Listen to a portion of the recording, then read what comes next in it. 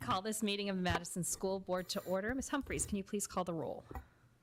President Thompson. Present. Vice President Causey. Here.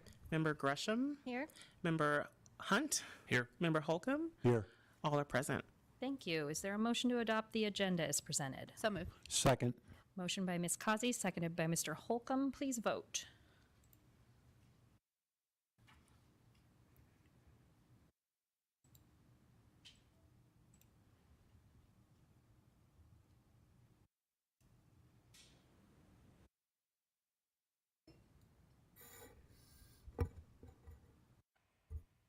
Motion passes unanimously. I am delighted today to invite Abram Phillips to play the guitar. He's an MTA student, to play the national anthem for us. So please rise.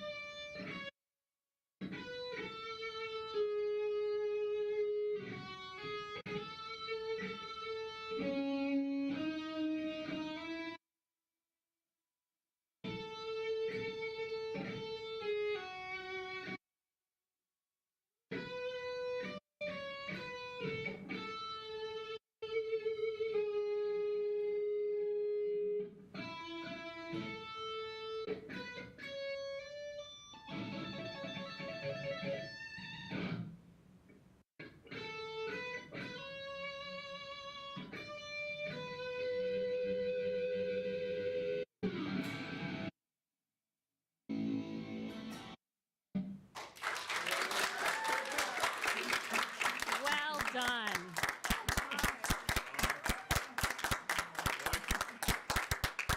Thank you, Abram.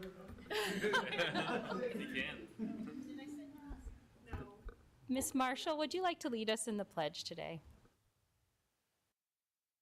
Allegiance to the flag of the United States of America and to the republic for which it stands, one nation, under God, indivisible, with liberty and justice for all.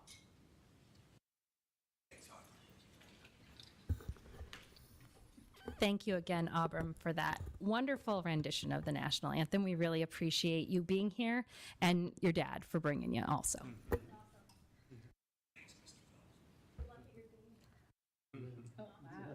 And off to a baseball game. Good luck. Is there a need for, next item on the agenda is executive session. If needed, is there any need for an executive session? Hearing none, we'll move on to communications and announcements. Dr. Guerin. President Thompson, Vice President Causey, member of the board, cabinet, and guests.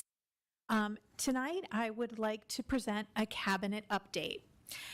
As a part of personnel matters under the consent agenda, I am seeking your approval of a new Assistant Superintendent for Administrative Services, along with a few cabinet title changes. First, I want to introduce Dr. Rob Allen, who will be joining us at the dais for the remainder of the school year to support administrative services. The new candidate being recommended is not starting until July 1st, and Dr. Allen has graciously come out of retirement, I think I owe him forever, to support us through this time of transition. He was previously the superintendent and CFO in the Fountain Hills School District, and we worked together for many years in Paradise Valley. So welcome, Dr. Allen. He's already made many friends, and we appreciate his support. I want to thank Dr. Lomely and the Human Resources Department, along with the members of the selection committee, for their time and commitment during a month-long process to permanently fill the position of Assistant Superintendent of Administrative Services. We all know what an absolutely critical this position is, and it was truly a loss to see Ms. Garvey go. It was a rigorous process with several outstanding candidates. Tonight, I am pleased to recommend Mr. Scott Thompson for the position. Mr. Thompson is currently the Assistant Superintendent of Business Services and Support Services in the Mesa Unified School District, and would begin, if approved, his new role July 1st. He comes to us with a wealth of experience, and he's known throughout the state of Arizona for his leadership and expertise in regards to school finance. The committee really appreciated his student-focused approach to planning. If his recommendation is approved, he will join us at the next board meeting to meet all of you. In addition, as a part of Personnel Matters, I am seeking your approval for Barb Marshall to become the Deputy Superintendent. Ms. Marshall currently serves as Assistant Superintendent of Educational Services. Last year, along with her other duties, she took on the role of supervising our 8 principals. The new title reflects the scope of her leadership, as well as her tireless work and dedication to the district. And it's important to note her new title will be Deputy Marshal. Sorry, I had to go for the laugh. Lastly, I am recommending Dr. Ramona Lomely, who is at her senior daughter's award night. Would have been here. Dr. Ramona Lomely's title changed from Executive Director of Human Resources to Assistant Superintendent of Human Resources. Dr. Lomely's role will be expanded. She is an essential member of Cabinet, is taking the lead on our recruitment and retention efforts when education across the state and a nation is facing serious shortages. So her leadership in this area is so important to our district and our future. Again, these recommendations are on the consent agenda for your consideration. Thank you, Dr. Guerin. Next item is your superintendent's report. And I will keep on talking, President Thompson. A huge thank you to Leanne Spangler, the Madison Education Foundation, and all of our volunteers for hosting Night at the Museum. I also want to thank the theater for putting on a tour while hosting a student performance. They make it look easy, but there was a lot of moving parts going on. I'm actually really glad board members got to see them in action. It just really shows you what our students get to experience.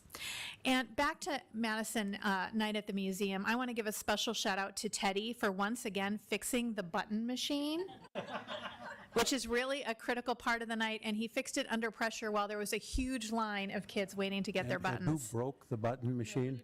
It was probably me. It was simply an amazing event. I was truly impressed by our student performers who not only lived the art, but were so knowledgeable about the art. There's so many special things to this event, and it was truly one of my favorites. I know I'm not supposed to have favorites. It is the last chance to get tickets for the Madison Gala this Saturday night. Jump aboard the SS Madison for a night of fun.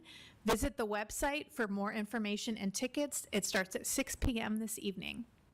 And then tomorrow, employees can visit the Wellness Summit at the Madison Center for the Arts lobby to get both wellness information and specific information related to benefits. They will be there all day. And I want to give a huge thank you to Lily Lopez for organizing this event. It is another way that Madison continues to demonstrate to the employees that we care not only about them, but their wellness as well. So just the whole approach, not only to our children, but to our employees. Thanks to all the staff, parent organizations, and volunteers for hosting a bazillion end-of-the-year school events right now. So many people are working tirelessly to bring joy to the community, and it means so much to us, and we appreciate all that goes into each and every event. Thank you. Thank you, Dr. Guerin. Governing board member reports. Let's start today, Mr. Holcomb. Thank you. I think the board should really tell all of our students to rock on. I mean, the guitar solo we heard was phenomenal. It had a little bit the same touches as the Jimi Hendrix version. You'd hear those in there. But also, if you've seen the email, we got an invitation to see the #1 orchestra perform on week Monday with another high school orchestra and a member of the Trans-Siberian Orchestra. What a phenomenal experience for our kids. And that's one of the things that makes me so proud about Madison is not only do we give, really strive for the quality education, but so many different things that our kids can experience and be part of. And the Madison is a major part of it, but it's only one part. I think that's phenomenal. And I'm looking forward to being at the gala Saturday night. It's going to be a lot of fun. This is one where we actually get to dress down a bit, potentially, if you dress down if you go on a cruise. Choice of the person attending. That's right. Well, I actually have some guests coming who are going to dress up for that for the fancy dinner. But in any event, that's really all I have. Other than I've been following what all the teachers and the PTOs are doing for the end of the year, for the appreciation. I especially want to thank them for doing the appreciation, not just of the teachers, because the teachers deserve it too, but all the other staff, because everybody in this community helps what makes us a great village to be a part of. Thank you. Thank you, Mr. Holcomb. Ms. Kazi. Thank you so much, Madam Chair. I wanted to welcome Dr. Allen. Thank you so much. I'm sure you could be doing other things. So we really appreciate you taking the time to be with us for the few months until July 1 approaches. And I wanted to congratulate Deputy Marshall. That will never leave my head. I will always remember that. That's awesome. And Dr. Lomely. And Sunny Slope is having their senior awards night already. So I'm sure it's very exciting for her. I wanted just to underscore just how extraordinary Madison Night at the Museum was last Friday. I think we broke attendance records again.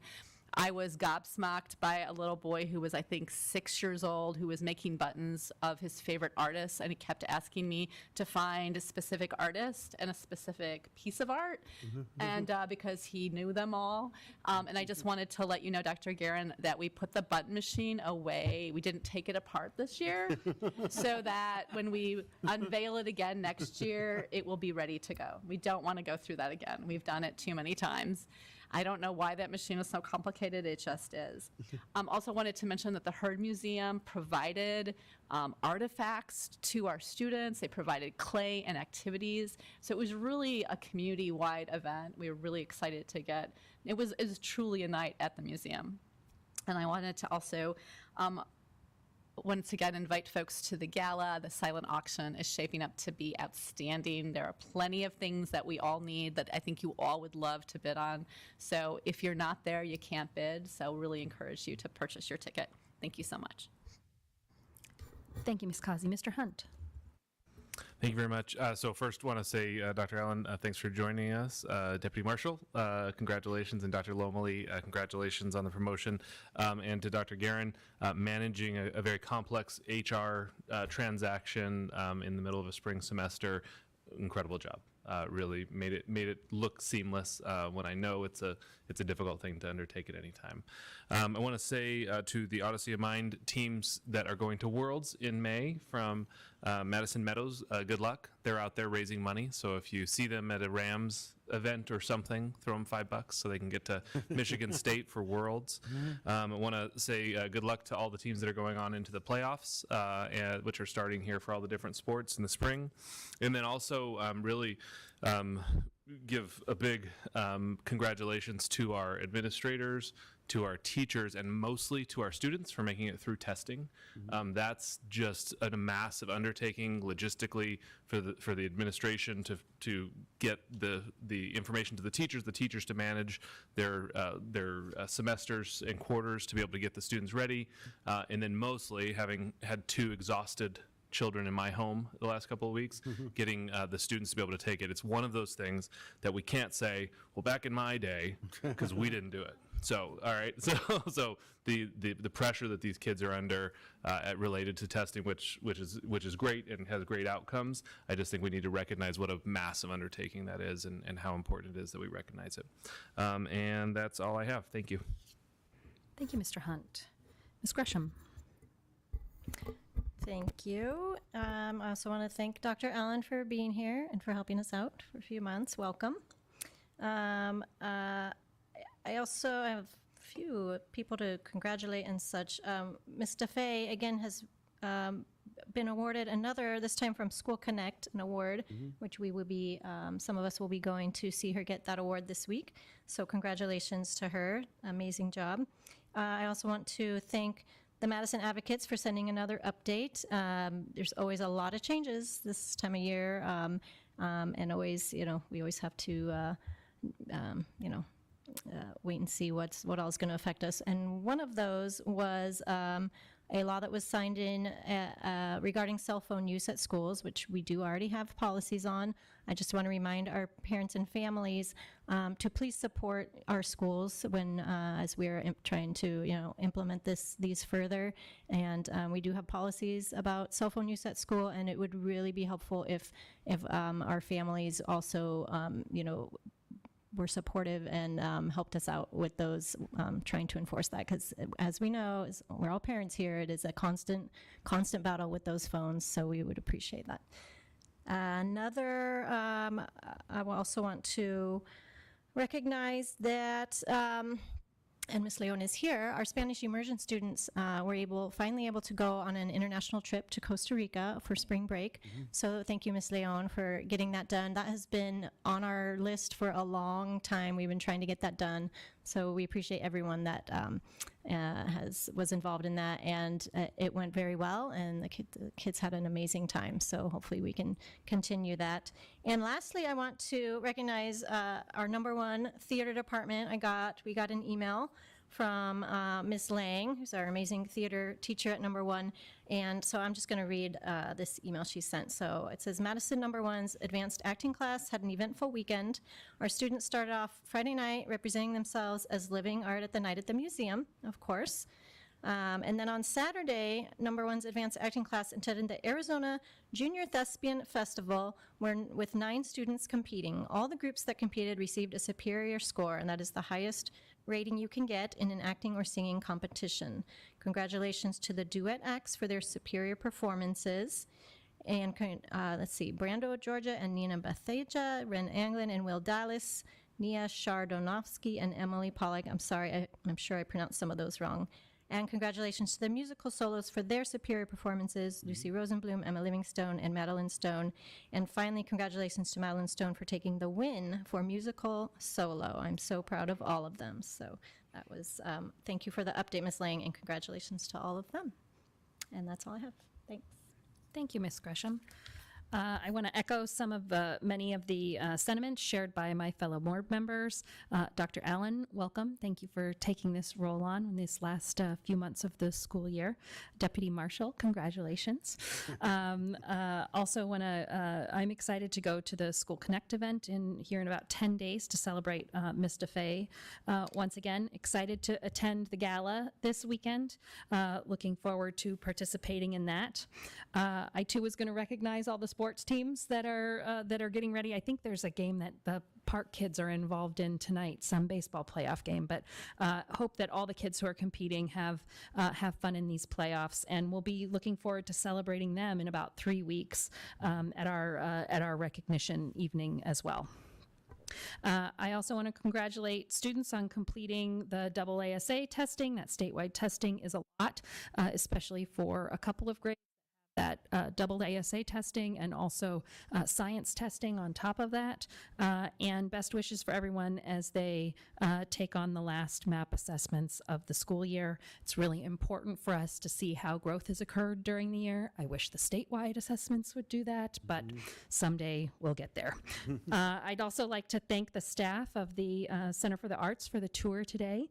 Hope that all of the Reach Elementary 3-4 students are having a fun time performing Moana Junior. I want to thank those teachers for putting on that program. I know they spent the entire year practicing songs. Parents were helping with costumes and dancing and the sets, and really proud of all of them.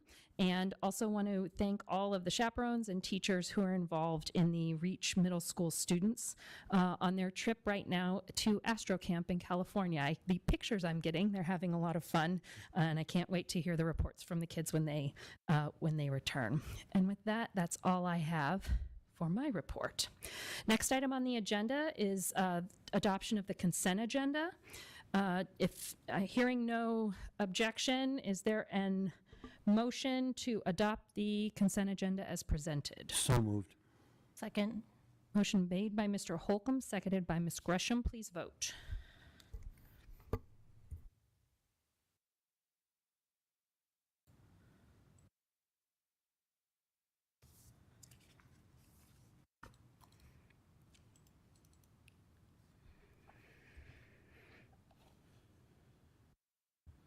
Motion passes unanimously. The next item on our agenda is call to the public. Pursuant to board policy, time has been set aside for call to the public. This is an opportunity for individuals to address the entire board in a public setting to express their views or concerns. State law limits our ability to respond to comments made during call to the public. However, we hear remarks and ask that the superintendent follow up to provide us with information regarding any issues raised. To keep us on schedule, each speaker has no more than 3 minutes. And I believe, Ms. Humphries, we have no calls to the public today? We have no calls to public. Okay, next on the agenda, informational items. Dr. Guerin. President Thompson, members of the board, cabinet, and guests, I'm pleased to turn it over to Deputy Superintendent. It's official now, Barb Marshall, to introduce this next item. Thank you, President Thompson, members of the board, members of cabinet, and guests. From previous board meetings, you know that the science of reading was available in an early childhood model as well, and we did implement that training in our early childhood preschool program. And then along with that, did a adoption for a reading program, and it's the program that aligns to the reading program that we're using in K4. So tonight, Keisha Breiling, who is our Director for Community Education, is going to provide an update and overview of the implementation of that adoption, including an accolade that we received from the Arizona Department of Education for our implementation. Thank you so much, Madam President, governing board members, Dr. Guerin, and cabinet. I'm grateful for this opportunity to share some of the fun things that we're doing in preschool. Before we do that, I wanted to take a quick second to celebrate some good news that we got last week as we were getting contracts back from our teachers, and that all 15 of our preschool teachers have signed their contracts to return back to us for the upcoming school year. No small feat, as Dr. Guerin mentioned, with the staffing challenges that we're having, but our team really believes in the work that we're doing in preschool and are committed to coming back and helping us continue for the upcoming years. Before I start, I wanted to do a quick introduction. Rachel Sotelo is our preschool program manager, and Julia Keffer is our preschool instructional coach. What I'm about to present to you is 100% due to their hard work that they have spent in our classrooms, and so I am grateful for their work and the benefits that they are providing to preschool. So literacy research, early childhood research is changing by the day. What we're learning about early childhood is that we need to learn through play. Developmentally appropriate practice is that kids retain more information if they're having a good time. But we're not just playing. That play has to be intentional, and the practice has to be really thought out and planned by the adults in the room. The early childhood letters, which aligns to the letters that our kindergarten through fifth grade teachers are participating in, really focuses on those key early literacy skills. What do kids need to know to start their journey on early literacy? And one of the things that we know is that we are doing something called book time through our new curriculum every day. So every day, in addition to just reading books to kids, we have explicit instruction in books which cover both vocabulary and that we're rereading the book multiple times. The research shows that that's beneficial to students to help them retain the information. Explicit instruction in the key skills, both oral literacy, phonological awareness, and print knowledge in early childhood is really important that we're implementing this year. And then also the oral language and writing opportunities. So much of what we do in preschool is we talk all day long. And I tell all of our staff, if you're not tired of talking when you get home, you're not talking enough. Everything from questions of the day to sitting down and having a conversation with snack time to talking through things that they're doing on the playground. We are constantly speaking in preschool classrooms. And then providing writing opportunities, which you can see two of the pictures here. Each of our centers has a writing, or each of our classrooms has a writing center where students are encouraged to write frequently. There's modeling, and we start with something simple as their name. They're recognizing print, but then they are also provided those opportunities to present and to practice their writing every day. So we knew this was going to be a big shift in what we knew about early literacy, and so we spent a lot of time and money on professional development. In the 23-24 school year, all of our full-time staff completed that early childhood letters training. So again, it aligned with when the K-5 teachers started it. Our program was a little shorter, but all of our district office staff, all of our instructional teachers, and then our full-time morning aides, as well as our site coordinators on each of the campuses, completed that training. They really fell in love with the benefits that it had, and they started implementing things right away. This school year, both Rachel and Julia went to a train the trainer model, so they are now both certified to train people in early childhood letters so that we can continue teaching as our new staff start, because we believe in this and we know that that's going to be crucial to the success of continuing these literacy.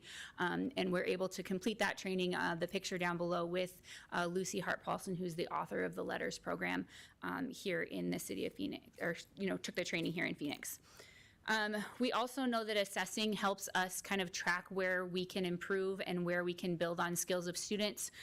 We have worked with Mr. Piankowski in research and evaluation to start working on getting the FastBridge testing. There is alignment for preschool with the FastBridge testing that our kindergartners are doing, and so we have started that FastBridge training and started assessing our preschoolers as well on that same tool so that it can pull up into kindergarten, so our kindergarten teachers have knowledge that really helps them both make classes and start those students strong in kindergarten.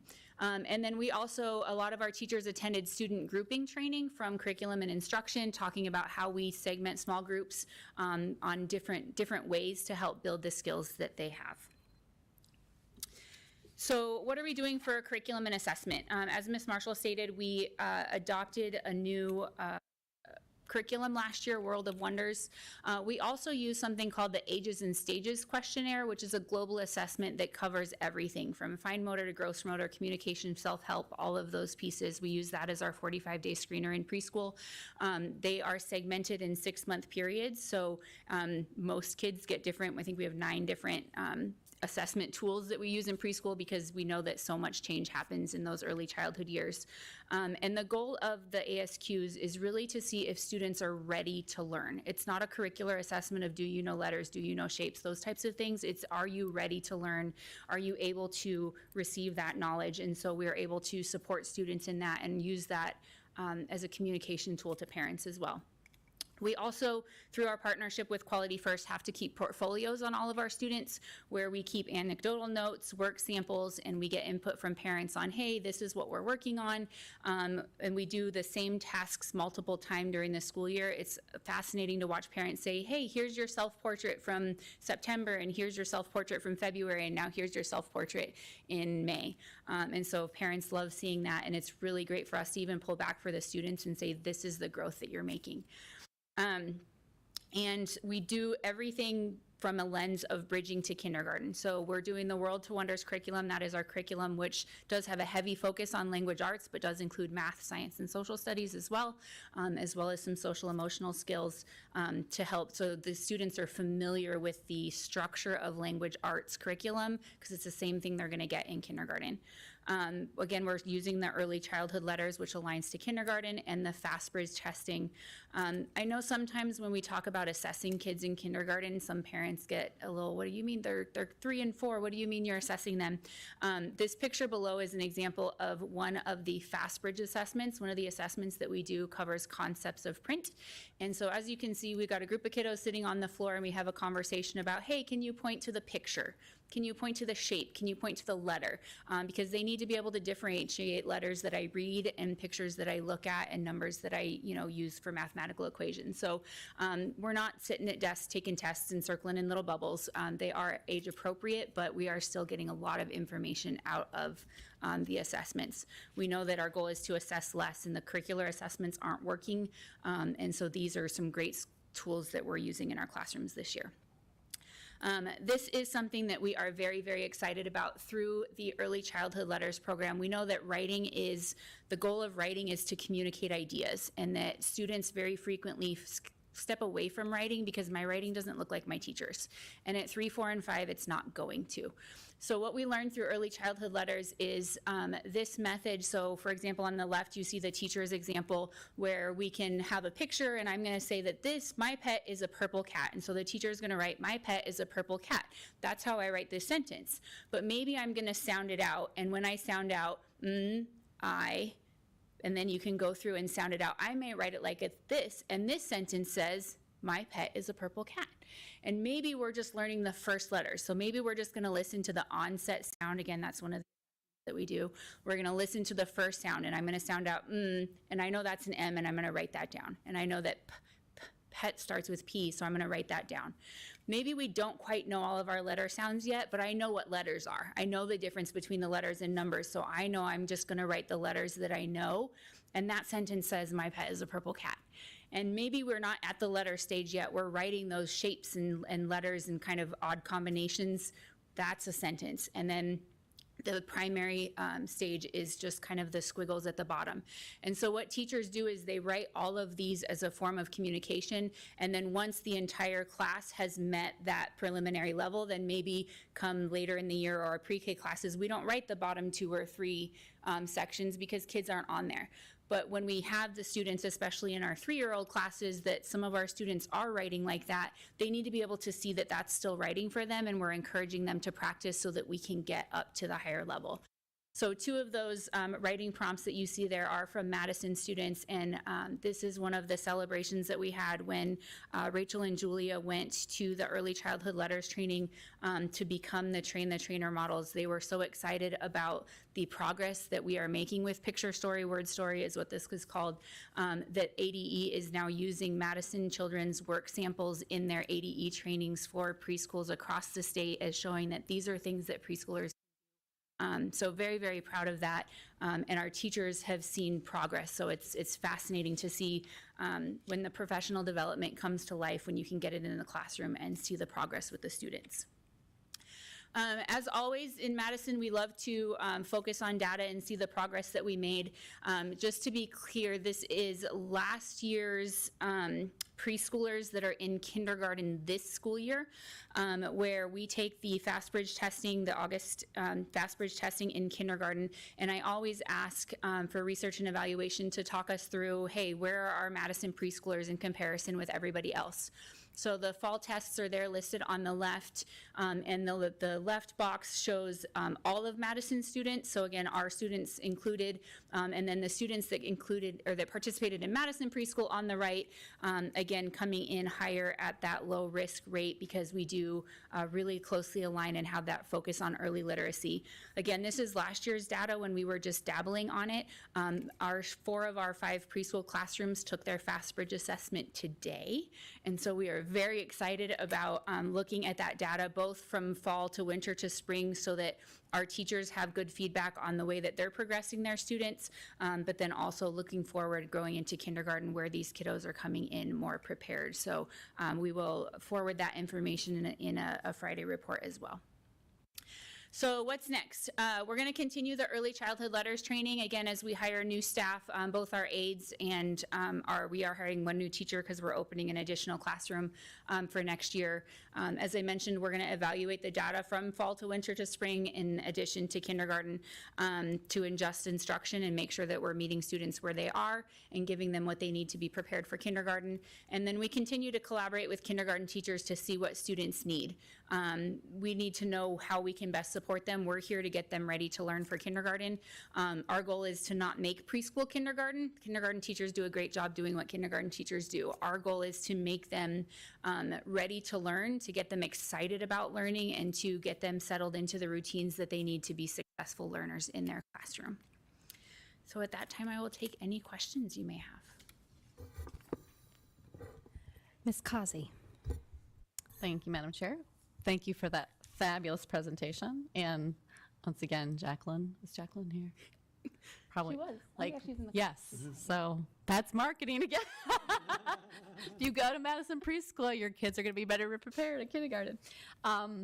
Can you walk me through how we help parents? Because what we love about FastBridge is that really it helps us to, we have the readiness level as well as students that are at risk. How do we help parents whose students might be at risk, who will be entering kindergarten in the fall, prepare, for over the summer? Do we have some remediation? Can you help me understand what that might look like? So one of the things that I love about preschool is we see parents twice a day. They preschoolers can't go on the bus. Preschoolers can't. We parents have to come in and sign them out. So we have daily conversations with parents when they drop off and pick up. We have the same parent-teacher conferences that we have regularly. The ASQs, the initial screeners that we use, they have really nice pre-made tutorials for parents to take home. Hey, your child may have scored a little low in the gross motor area. Here's some ways to go home and play ball or play hopscotch or things like that are age appropriate for their child, that tells them the next scaffolded level, that these are the things your kiddo needs to do to get to the next level. We've gotten some really great feedback from parents on those ASQ reports because not only do they see where their child is at, but it gives them concrete things. We had feedback from a parent where there was a fine motor challenge, and one of the recommendations was, go home and start cutting up scrap paper. And the parent said, well, we don't give scissors because they're toddlers, and we don't give, well, you have to, right? You have to give them, you have to watch them, you have to make sure they're safe, you have to do those things. But just a lot of awareness of conversations that say, hey, this is what you can do to move to the next level. Since this is our first year using FastBridge, we just started that with the spring parent-teacher conferences, talking to them about the letter sounds. We have a lot of fun games that we learned through the early childhood letters, working on segmenting and blending, syllables, those types of things, and conversations with parents about having your kids see you write. How many of them don't see parents write anymore? Sort of my grocery list. I don't know if I do any writing in front, but how do we get them to see that, and how can you start practicing those things? So it's been a lot of conversations like that. We don't have anything formal over the summer from a preschool level other than what we kind of let them leave with. We always support parents if they ask for materials. We're not a fan of homework, so the sit down and do your worksheet is not developmentally appropriate. And so we do have activity calendars that say, hey, as you go to the grocery store, find 5 things that start with the letter P, or those types of things that really get children engaged with their families and help parents know that they are actually learning. Thank you. And then just one other quick question. I just wanted to just share my love for the writing prompt work. I remember when my kids were young, probably in preschool, they would make little books, and they would write a picture, and then they would do exactly, who knows what they were writing, but they knew from the story. And I love that it truly honors this idea that, it is a process, and wherever you are in the process is great. Mm-hmm. And so much of learning to read and write is confidence and risk-taking, and by doing this, you're just building that in so beautifully. So really well done. Thank you. Thank you. Ms. Gresham. Thank you. Thank you for being here. And I just want to just thank you and everybody in the early childhood program. Thank you for what you're doing for our youngest learners. And we all know, of course, in Madison that every investment we make in early childhood education comes back, 10, 100 times. And so I just wish that, at every level that people realize that and invested in our early childhood education and our young littlest learners. So just want to thank you, and it's a great job. And my kids also went through the preschool. So thank you. Mr. Holcomb. Thank you. By the way, I think you've almost got perfect attendance at the school board meetings. It seems like you're here all the time. And you don't have to be. I want to, yeah, this is a great presentation. I've always thought in talking about education and the value of education, we've always taken the wrong approach to preschool. There's so many people say, hey, investment in preschool costs so much. Every economic study that's really looked at it finds that every dollar put into preschool returns 10 times or more because of what the impact it has on a kid's life over time. And, you know, we shouldn't shy. I love what you're doing. We shouldn't shy away from doing the economic model. I mean, this is how you invest in our future, more, not just in the kids, but economically. And seeing what you're doing here is phenomenal. I wish this was available to, you know, all the kids, because it would make a huge difference. I also wanted to compliment you on slides, particularly slides 6 and 7. Just not so much what they demonstrate.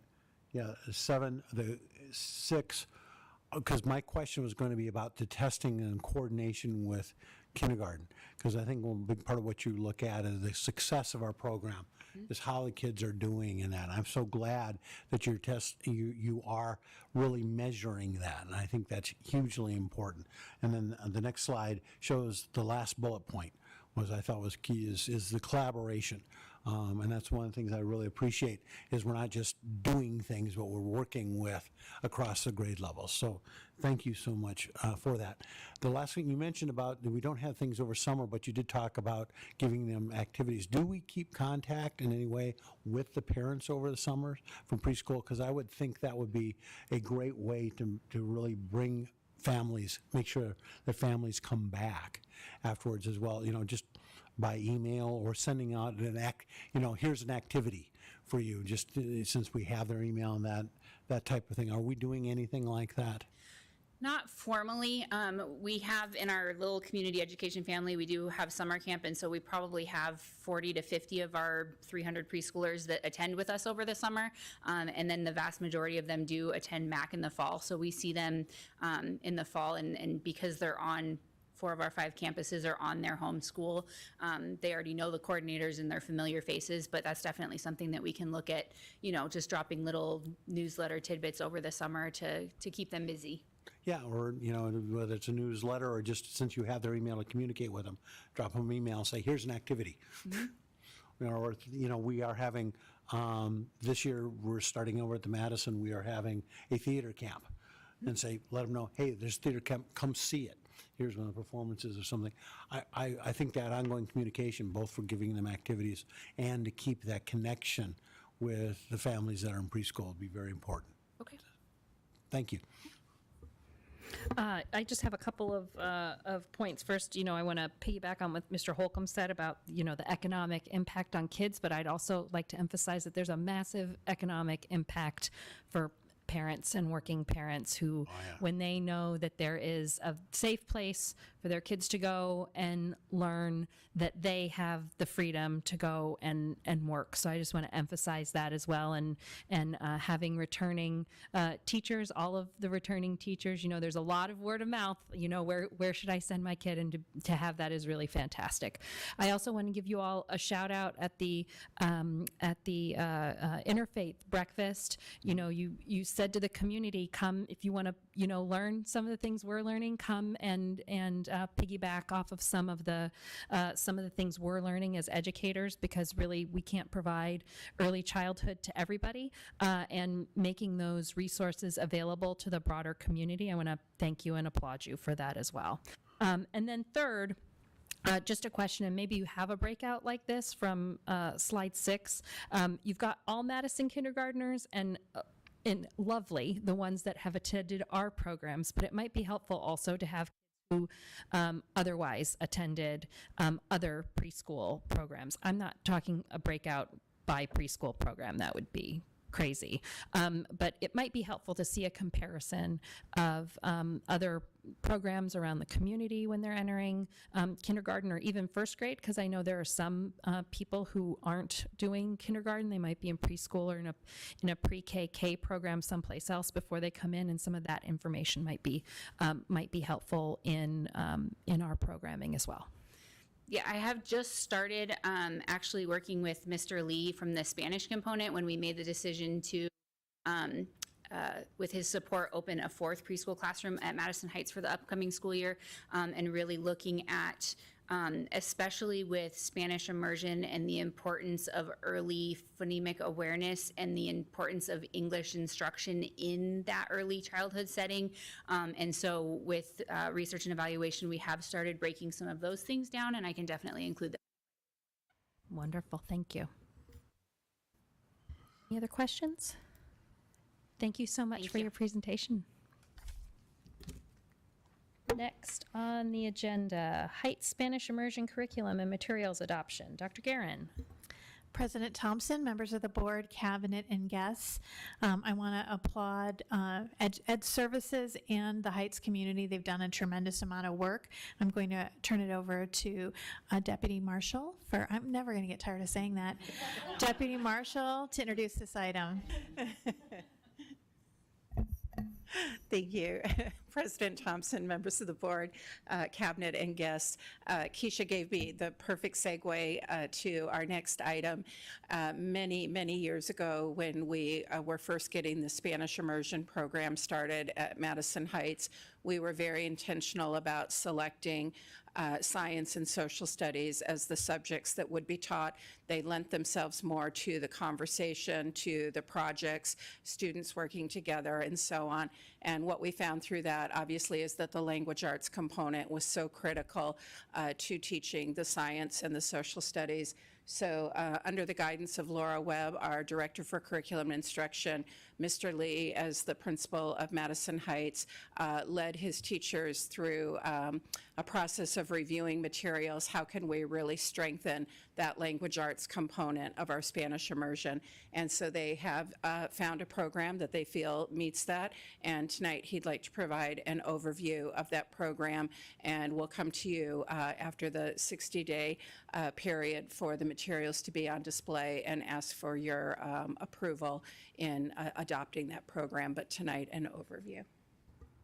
Welcome, Mr. Lee. Thank you. Good evening, Governing Board President Thompson, Governing Board members, Superintendent Garrett, and Cabinet. So I'm here to present some of the work that our Madison Heights Spanish teachers and I have been doing throughout this school year in considering a new Spanish immersion adoption curriculum. So to begin with, I just want to affirm the strength of the Spanish immersion program at Heights and its reputation as the premier Spanish immersion program in the city. To quickly summarize, our program is a 50-50 model with 50% of the instruction in English, with English language arts and math being the subjects, and 50% of the instruction in Spanish, including Spanish language arts, science, and social studies. So tonight we're just solely focusing on the Spanish language arts subject.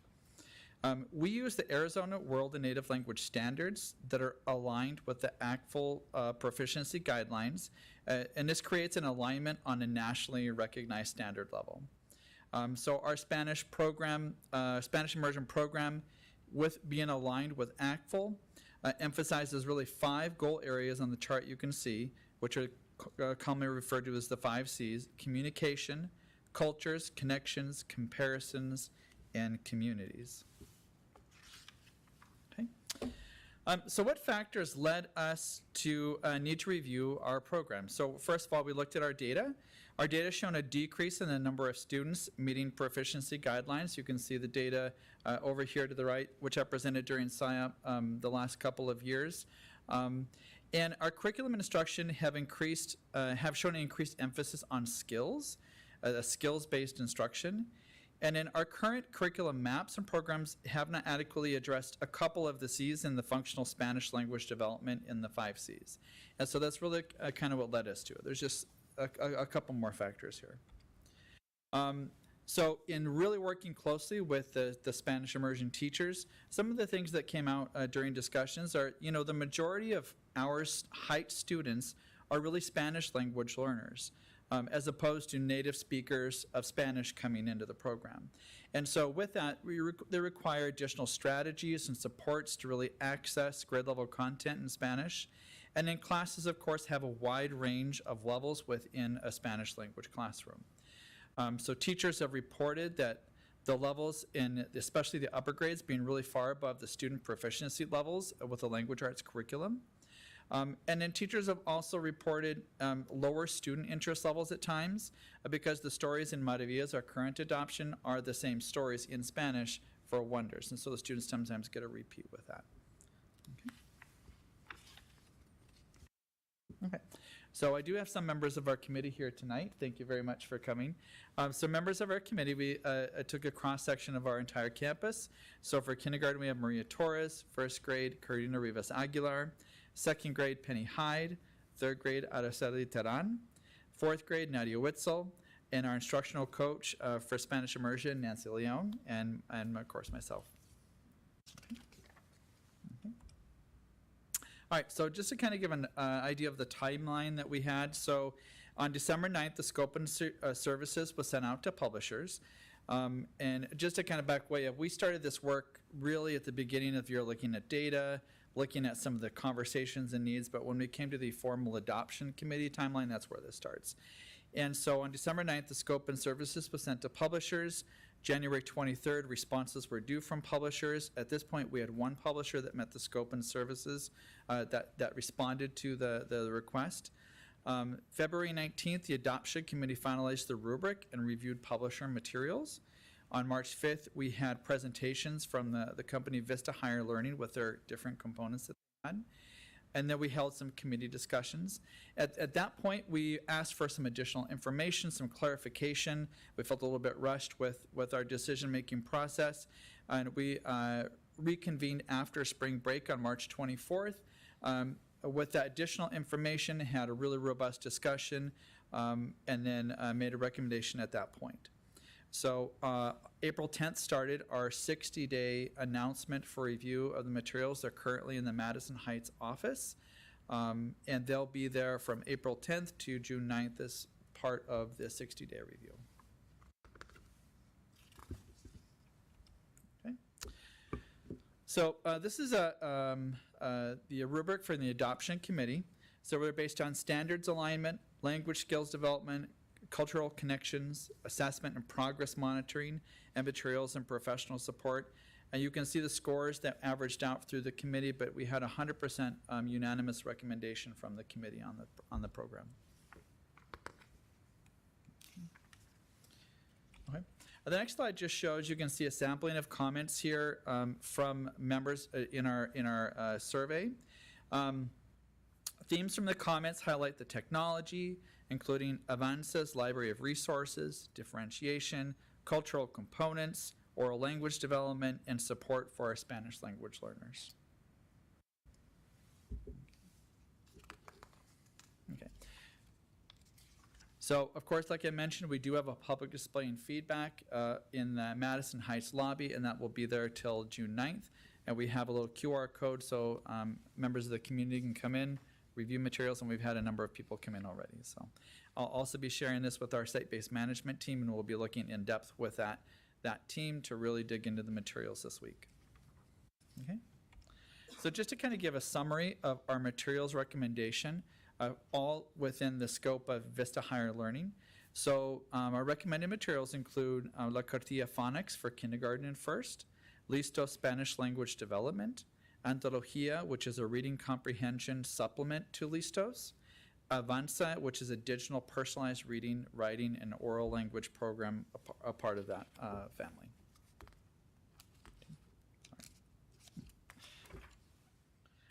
just to give a little bit in depth on each kind of component right here. So the first is the Vista Higher Learning Cartia Phonics. So it includes phonemic awareness activities, big book, workbook, phonics reader, picture cards, additional activities on the Vista Super Site, and an assessment component. One of the things that stood out from our teachers for this is just it has a really high visual component to it, especially when you're in Spanish 100% of the time explaining directions and things like that. Okay. The next component is Listos, and this is really where the theme of the different countries comes in, so students can learn some of those cultural components. And so students explore Spanish-speaking countries around the world through characters in the book. It offers practical Spanish vocabulary, and it's embedded. The grammar is embedded through conversation and stories. Listos puts a focus on cultural communities and comparisons in every unit. That's really what we found was what the real strengths of this program is. It adds those areas that we were missing in our other programs. On top of the workbook and the photo cards, Listos has an online practice, which we're really excited about. And it has tools that mimic the style of assessment that students see on the Apple assessment, that's what we're doing this week at Heights. And we currently use components of the Listos program in our Spanish fluency class. And we're looking to expand this so that we use it with all students throughout the day, all components. The next part of the component is Antología, and Antología is a companion to Listos. The students are presented with 3 different levels of stories within a unit and theme, and the highlight of the Antología is really the cultural component that's tied in with the reading comprehension, with stories written by renowned Spanish authors. And then additional resources are available for Antología on the Vista Super Site.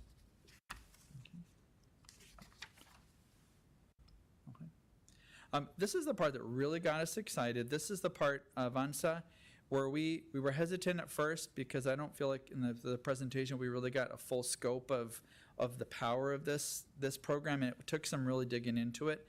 But Avanza is a really powerful tool in its abundance of resources and growing as they increase it within the site. But it offers over 1,300 stories that are available on personalized learning paths, but also as resources to teachers, along with structured lessons that are aligned to state standards. And it provides in many different areas, including reading, foundational skills, writing, and oral language. It offers data reports for usage, growth, and instruction. This is really exciting for us because we have our end-of-the-year Apple assessment. We have our K-2 Spanish assessment that we give at the end of the year. But our progress monitoring along the way, we don't have those pieces in place right now. And this offers us that opportunity to look and see how are students growing in these areas and actually measuring our growth along the way. It also gives us a chance to change that learning structure into less whole group and then break out, just like on the English side that we're doing with the science of reading, is now we're looking at data and now we're pulling groups. We have this variety of letter levels in our classroom. Now we have a tool to do this with. So we're really excited about this Avanza portion of the materials. It also includes reports you can give to parents that show growth over time, usage growth, but also growth for what students are accomplishing throughout the year. Okay, and so our professional development plan is we're looking at using some summer days and curriculum mapping with team representatives in July. And in July and August, doing the 2.5 hour initial implementation workshop, and throughout August, a follow-up workshop with the Vista Higher Learning. And in using our TCTs in the coming year, really being able to work with the Spanish team, with Nancy Leone, in working on that curriculum planning piece and really getting to know all the components of the program that we can use. So, all right, our implementation timeline. Again, we are hoping to jump in the summer with some curriculum mapping.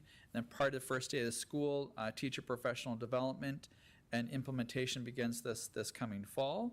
And an ongoing professional development primarily through TCTs throughout the coming school year. Okay, so thank you. And I am open to any questions or comments that people have. So. Ms. Gresham. Hello. Hi, Mr. Lee. Thank you for being here. And yeah, this looks great. And I was concerned at the SIOP last year when I saw some of the results. So I appreciate that you guys looked into this. Did you say that only one publisher had everything that you guys were looking for?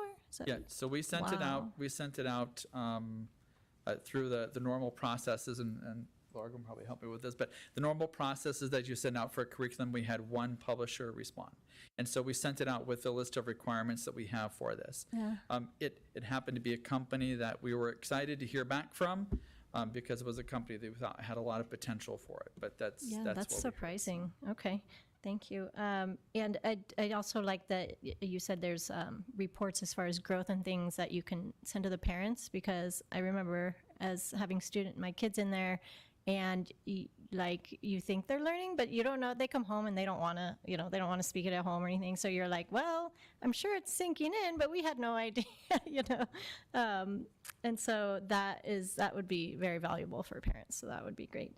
And the only other question I have, also this looks like it has all the different types of like consumables, textbooks online. It has Yes, pretty much yes, everything. yep. Yeah, that's what I thought. And then just, of course, I'll put a plug in because, of course, our program continues in middle school, and they get through 4th grade. They are definitely not done learning. So if there's anything like this that we're planning or thinking about doing in middle school, that would be amazing. So I'll just leave it at that. So that's it. Thank you. Thank you. Ms. Causey. Thank you so much. Thank you for that great presentation, and thank you for all the amazing work and for being here tonight on a very busy time of the school year. We know you have lots of other things to do. We really appreciate you being here. So as far as the materials, is like including Avanza, is it something that students can access at home? That's a great question. I believe so. I'll have to look into that and get back to you on that. I know that with the sites, yeah, maybe. Thank you.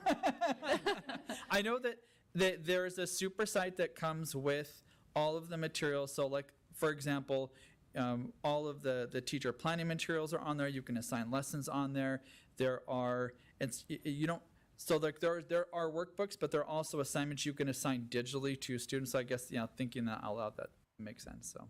Great. And then I just had a question to expand upon Mrs. Gresham's comment. Many of our parents whose students are attending Heights do not speak Spanish at home, and so they don't know how to help their students. So can you talk to me about how this particular curriculum might provide some assistance to parents? I saw that there were some cards that maybe they could, if their kid wanted to practice. I just would love to hear what your thoughts on that. I think it offers a lot of possibilities for that. So I think one of the things that Listos has, or Vista Higher Learning in general, is they've really gotten into the digital experience. And so instead of just receiving lessons in class, they're practicing things through online assessments, those online activities. Those are opportunities. The other thing that really excites us about this is the thematic approach that we're able to take with this. And I guess I didn't really highlight that as much, but with Antologio and Listos, you're able to focus on a country theme, and through a whole grade level and school-wide common themes, but a whole grade level able to focus on a country theme. And so there'll be a lot of opportunities to bring that learning in parent participation in. One of the things that we're doing on a separate initiative here is we are looking at our whole school environment. We, on our student showcase coming up, I'm working with PTO, and we're creating a Spanish immersion mural. And so the community is going to come out, but it kind of connects the ideas from many different countries, bringing that in, and families are going to get a chance to paint the mural. But the idea is we're going to try to work on our whole school environment for that and involve parents, not just in activities, but just on that whole thematic basis to really involve all components of language. One of the strengths of this program that really I think is something that we needed to work on is, parents send their students to our program expecting them to learn Spanish, and we're teaching great science, great social studies, and those are very important things, but sometimes those practical Spanish vocabulary and comments aren't as strengthened, especially when we're using a primary literacy-based program. So we wanted to bring something in that would incorporate all of the Spanish oral conversation, listening and speaking, as well as the reading in order to do that so that they're able to show that learning at home. So, Thank you so much. thank you. Mr. Hunt? Yes, quick question. So, with only one, one organization, one company coming back with an option for you, do you feel that that was due to the scope of work or the fact that there's not many people in the space, or why do you think there was only one response? So I don't know all the reasons why there was only one, but I do think there are certainly other bilingual programs out there. There's several out there that are really strong literacy-based programs like the current one that we have. I don't think there are other programs that really dive into some of the cultural components, the thematic components, and the oral language pieces on top of that literacy component, which is something we were specifically looking for. Okay. So that might be the differentiator. That might be, and I can't speak to like why they didn't jump in, but I do know, like, when I compare it to the program that we have a very, I mean, it's not a bad program, it's a strong program, but it's a very literacy-based, reading-focused program, and some of the components that were missing there were some of those oral language development portions that we're looking to fill the hole in right now. And I think a lot of the programs out there have that same sort of structure. Sure. Okay, great. And probably just something to be ready to analyze, if there are concerns once adoption comes around, that there was only the one. And then, sorry, one other follow-up to the adoption committee. Thank you. I know that's a really tough thing to be on and a tough thing to do. The implementation timeline, to me, not being on the committee, not being the teacher, feels a little aggressive. Was there any concern about that, or everybody agreed that was about the right timeline for it? I think we're definitely in agreement. I think people are hungry to get in. I will tell you, teachers are already looking to plan and like grabbing off the sample materials and saying, how can we make this work? I actually had to, in order to put the materials out, to say, I need the books back for a little bit so I can put them out. So I think they're already in hands and already working. So great, thank you. I think to that point, that timeline, there's a lot of work that goes in to develop that scope and a lot of lead time beforehand. So I'm sure your team was a big part of those conversations as well. And I just want to add one more thing. I think when you do this work and you get really motivated by either a particular product or program, there's a lot of motivation, and I think people are just hungry to dive in and get the work started. Yep. So. Mr. Holcomb. Yes.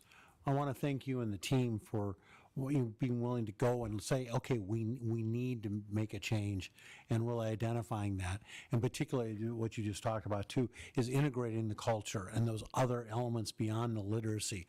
I think that's what learning the words is sort of meaningless if you don't put it in context. You don't enjoy it. The kids want to do it. It's interesting. I think that's, one of the things when we first did science, we weren't sure. We thought that was going to be a problem, but the science seemed to actually do better because of the language they're interested in the science and doing it too. So I really want to congratulate you on that. My other question on the side that was answered, is there any integration between this? I know they're separate classes, but is there any overlap or how this integration, or do they offer the Spanish in the social studies and science that we're also doing as well? Because I know this is the focus on the language arts. Yes. But is there any crossover or way that coordinates with the other programs? Yeah, so a couple things come to mind. First, because if we take a thematic approach, and because the thematic approach point is usually the study of a country and the culture, that really has a strong crossover to some of the social studies components that we have. The other thing is, the teachers are teaching both subjects, so they find those opportunities with that. And again, I kind of go back to the great thing about teaching science and social studies is we're teaching high-level vocabulary, high-level content in Spanish. One of the things that we were looking for when we were starting to ask the questions, why are our students struggling speaking in class? It's not just, making them stay in a target language. It's what tools do they need to stay in the target language, which kind of this answered. And so in order to access more social studies, more science, we need to give them more foundational supports and that language development to get them to that point. So I think there will be a lot of natural crossover points thematically, but in general access overall, the more we increase our language development and support within that, the more there will be that. And finally, I would add, with this Avanza product, with all of the stories available with that, there's going to be a lot of points at student levels, at their instructional level, that they're going to be able to access stories that thematically cross over to subjects as we get into the planning portion. Good. Thank you. One last thing, have you, because there's going to be working on culture and looking at different countries, have you given some thought to some form of sister schools or reaching out so that you get that crossover?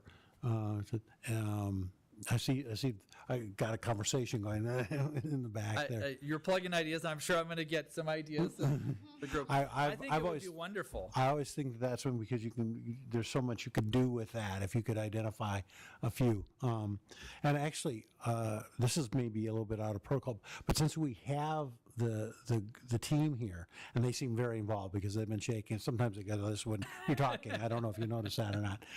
But I'd love to hear from you guys about the program, just real short of what you feel, or what, if you'd like to say something, please come up.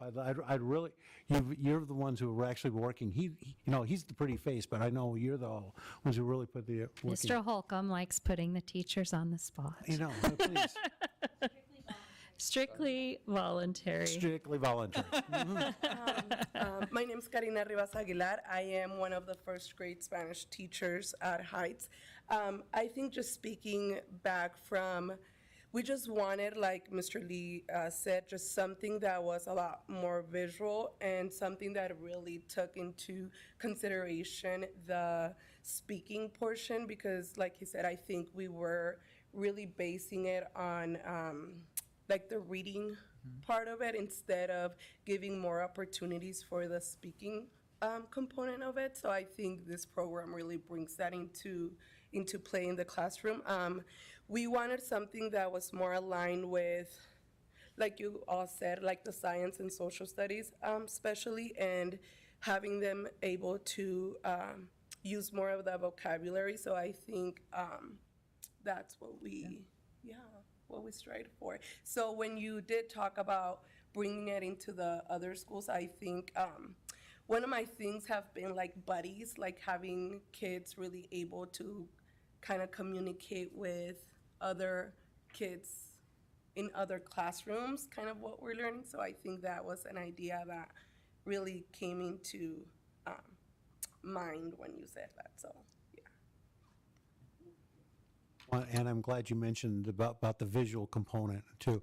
I once was at a demonstration from a professor at ASU about Spanish and teaching in Spanish, and did a very graphic demonstration about speaking in Spanish to a group of us who had no idea what she was saying, and she just spoke, and then she went and used visuals, and we could actually follow and understand what she was saying because of that. So I think that integration is very, very important. Oh, the other ones are sneaking up. But Thank you, Ms. Aguilar. see, I knew if I opened up the Taran, floodgate. did you want to add anything, Ms. Taran? Yeah, well, I started since the program started in 2013, and I've seen it evolve. And we've always done our best work. And when we were just having social studies and science to teach Spanish, we did great with that. Well, we tried, but then you talk to the kids about what are you wearing? And they were not really sure about that, so we tried to improve that. And we've been evolving, and I think that this curriculum is going to give them a stronger basis to grasp the language, as well as social studies and science, because they needed that. So yeah, please consider it.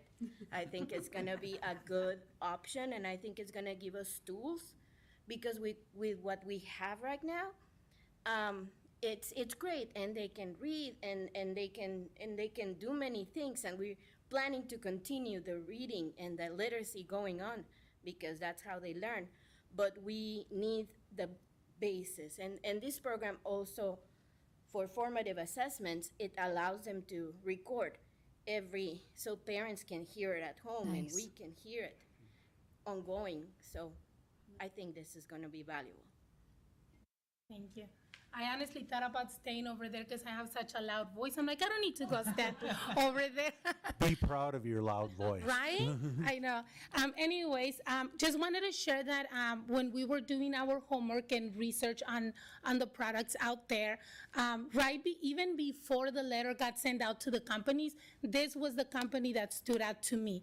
Why? Because it is designed for second language learners of Spanish. There are many programs of literacy in Spanish that are out there that are created, completed, and everything, but they are not designed for the students that we have. So we need to have a curriculum that meets them at the language where they're at, and it's designed for them, rather than having another language program, another program in Spanish that it's really up here and the students' ability language are not there yet.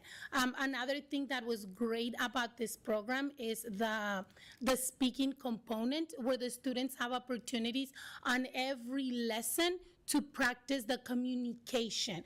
We have to be very intentional about it, and this program has it there with the students one-on-one in person, but also online, where they mimics Apple, which is the assessment that we do. It mimics Apple, where students are having a conversation with a character on the computer, they're being recorded, and then the teacher gets to assess how the students performed with the language. The writing is there as well. I know Karina, she started playing with it even before we decided that we were going to go with it, just because we wanted to make sure that we were making the right decision, right? And one of the units was about animals, and she made a beautiful connection with one of her science units. And right after the students finished with that, the students continue writing about that in science. So I hope that answers your question. Like Araceli said, please consider it. Our students need it. Well, more thank you. By the way, thank you all. What impressed me, I mean, what you said and the way you explained why it works, it was extremely helpful, and what you process. But what was even more helpful is the passion in which you presented it. I mean, this is not something that you're just doing because you have to do it. No. And then making this change, and you guys really believe in that, and that makes all the difference in the world. So even though you give me all kinds of crap for asking about this, it was. I think that was I was teasing you about putting them on the spot, not about asking the question. Thank you all for your commitment to this process. I agree that your passion about it is wonderful. I did have one follow-up question for Mr. Lee, and one other connection with the presentation we had previously, when we were talking about early literacy and helping kids to, access English as their primary language and being confident readers. I think the same absolutely holds true for learning a second language, and how confident you are then, dictates, how you feel about how you're learning and accessing that language. And I think this program has the potential for doing that. The other question I had was relative to the other program that you have at Heights. I know that they have a Spanish teacher with them, and I'm hopeful that this programming will be able to be used for them. I know one of the frustrations from some students was they felt like they got so much immersion in kindergarten, and then they move over to Reach, and at times they felt like they were learning the same thing over and over again. It sounds like some of these adaptive tools could really be helpful in a program that often sees kids coming in later in the program who are brand new to the language, where you might have others who've been in, who started out in a kindergarten program fully immersed, and then have had language over a number of years. So just curious if you're thinking if the REACH program will also have access to this curriculum and be using it. So you've identified a couple of the challenges that parents do have when they get into that Spanish Reach program because it's 40 minutes versus a half day, and there's obvious limitations that you can do with that. So currently, and we're going to continue this next year. So the Spanish fluency class is going to be called Spanish culture class because that's really the focus of it, and that currently uses the Listos program. Right. And so that component, we're going to continue that with having Reach students join that class next year. Nice. And I will certainly work with Casey on, are there components of this program that will also support the students in the Reach program? I think there's some definite potential, especially with some of the Avanza components. The tricky part is you're limited still to that 40-minute timeline instead of the half day. So we're really going to have to pick and choose which components. But I do see the need, and certainly the Spanish Reach teacher sees the need, because you get to 3rd and 4th grade and your levels are really beginning to very advanced levels in the same room. It is very tricky, and you really have to try to hit many levels at once. So certainly as tools become available for her, we would definitely want her to have them. So. Yeah, and even if it's just a tool in the box, right, doesn't mean that it's delivered. It's obviously not going to be delivered the same way as it is in a full immersion classroom, but just being able to have those tools in the box for those students and those families who are interested in that piece of it. So thank you. Any other questions? Well, we look forward to hearing the public response, and in a couple of months being able to move this forward and have it ready for the next school year. Thank you, Mr. Very Lee. much. Thank you. Moving on to action items. Dr. Guerin, items 8.1 and 8.2. President Thompson, Vice President Kazi, members of the board, cabinet, and guests. As you know, Ms. Garvey is still supporting from behind the scenes our construction management projects. And Patrick Calvin was going to be with us tonight, but he came down very ill. So I spoke to him by phone, and he coached me on this. So I'm going to pretend to be Lori and Patrick tonight for both agenda items 8.1 and 8.2. To continue our audience participation that Board Member Holcomb kicked off, we have some special guests in the audience. If they would just briefly stand up and introduce themselves in regards to supporting these two.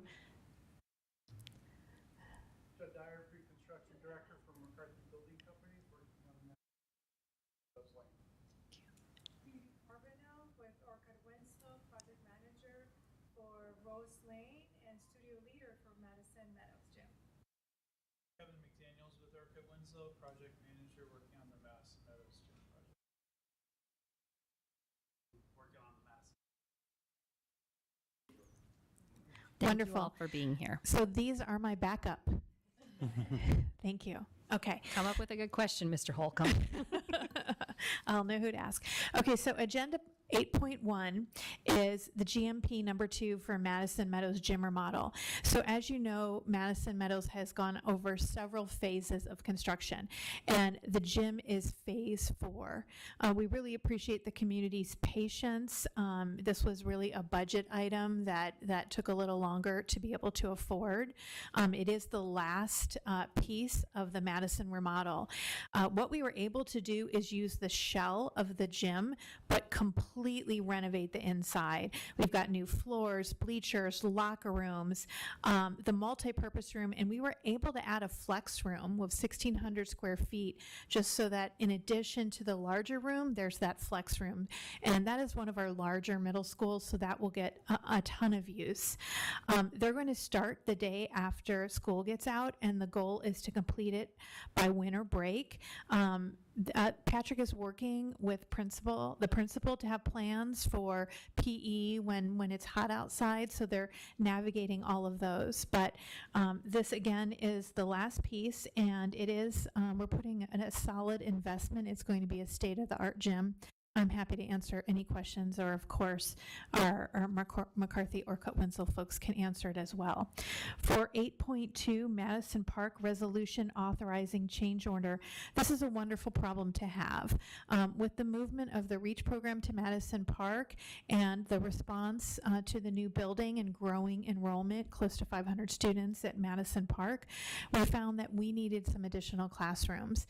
And when we planned it, we had a spot that was perfect perfect. So this is to build 6 additional rooms, 3 upstairs, 3 downstairs, and you will not be able, according to our experts, you will not be able to tell. It will be really it just will look like the hallway is extended. This will start the day after school gets out.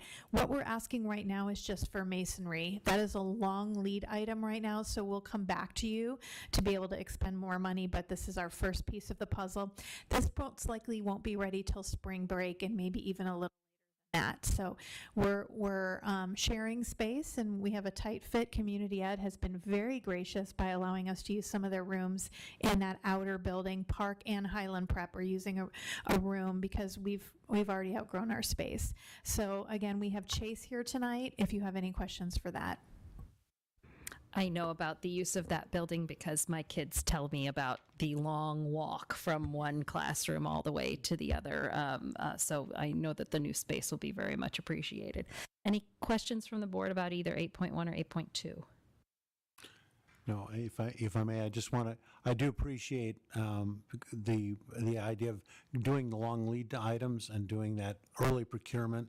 That's been important over the last few years in construction, and I think it's going to become even more important as we go forward now. So that's a huge thing to be monitoring and being proactive on. So I very much appreciate that. Agreed. And I hope none of you have any complaints about the contract, because I know the guy who wrote it. It's really good. Okay, hearing no more questions, thank you all for being here today. I will take a motion to approve action items 8.1 and 8.2 together. So moved. Second. Motion made by Ms. Kazi, seconded by Mr. Holcomb. Do we need to do? Yes, we can do them separately. Can we do them separately? I apologize. Madam Chair, I move that we. Oh, wait, there's 8.1. We approve GMP number 2 for Madison Meadows Gym renovation. Second. Motion still made by Ms. Kazi and seconded by Mr. Holcomb. Voting on 8.1.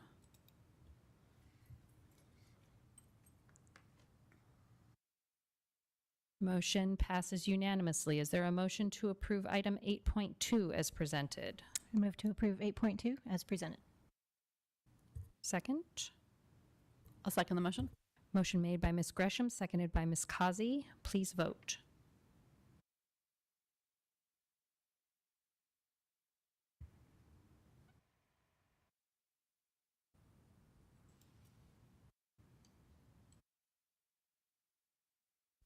Motion passes unanimously. If I may, I assume we're going to be seeing at least some of you Saturday night at the gala.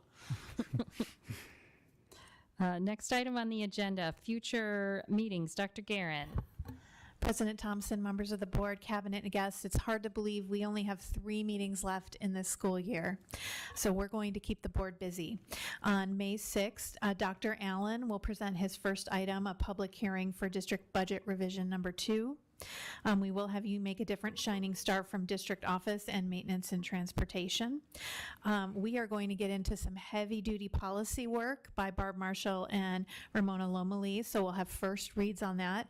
As before, you will receive those in weekly updates and can review them. Mr. Hunt is going to be working on the ASBA proposed political agenda for 2026. And I know, we're putting him to work. And we will present a bond update for Madison Rose Lane and Madison Meadows Gym to give you an update on how that is all turning out, followed by a Madison Education Foundation update. And we will also be bringing as an action item the revised salary schedule and percentage increase. As you know, we're bumping up the increase from 2.5 to 3%, and so that will be reflected. Dr. Lomeli will bring that. The Heights adoption is going to move down a little bit for the 60-day viewing. We will ask for your approval for the district budget revision that was presented in the hearing, and we are very excited. We would be bringing forth the Diamondbacks Simus Field naming domination. So we'll have folks from the Diamondback Foundation, and we'll also have folks from the Rams here. So that will be quite an event. Then we'll have the end of the year recognitions, our promotion ceremonies, meeting during the middle of the day on the 20th for the promotion ceremonies, and then you get a little bit of a break until June 17th. Great. Any questions or comments for Dr. Guerin? Hearing none, is there a motion to adjourn the meeting? Move to adjourn?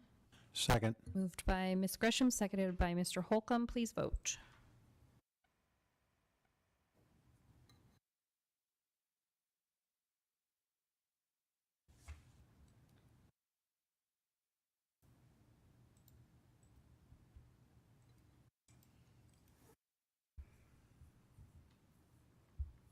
Motion passes unanimously, meeting adjourned.